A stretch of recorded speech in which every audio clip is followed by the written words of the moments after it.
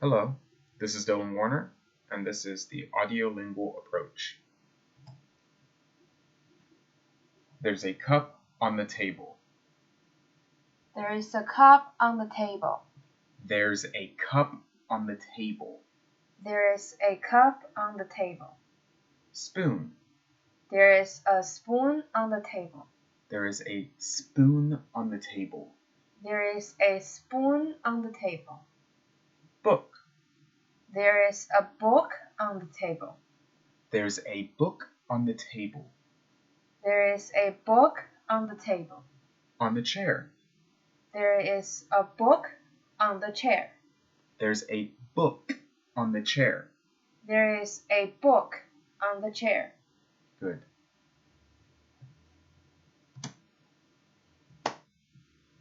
To understand how the audiolingual method came to be, you must first become acquainted with the development of language teaching within the US. Once the shortcomings of the grammar translation method became apparent, other methods were devised to cover areas where the grammar translation method was weakest, specifically oral speech. The Army Specialized Training Program was formed during World War II to quickly teach military personnel. After the war, when the United States became more and more internationally recognized, non-English speaking students wished to attend a university in the US. This led to the creation of an English language program's development, the audiolingual approach. At the time when audiolingualism was created, the goal of language learning was vastly different from today's standards.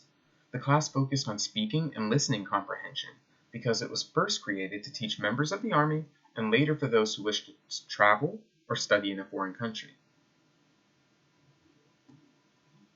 Behaviorism was still heavily influencing multiple fields of study, so the audiolingual method was devised to take advantage of increasing interest in second language learning.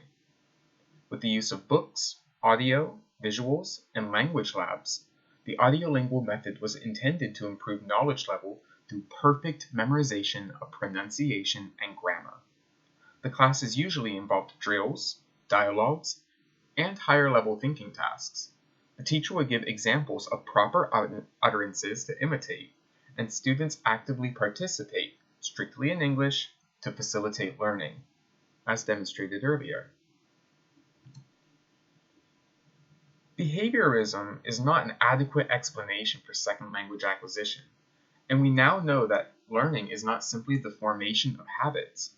After Chomsky's cognitive revolution had begun, behaviorism and its associated audiolingual method became obsolete.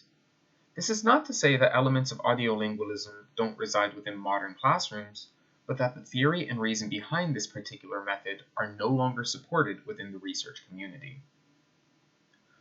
Some researchers, such as Buxbaum and Caldwell, believe there are advantages to the use of the audiolingual approach. They reason that children produce a large array of grammatically correct sentences stemming from the comprehension of one grammar rule. Therefore, students should be able to generate grammatically correct content after sufficient repetition and memorization.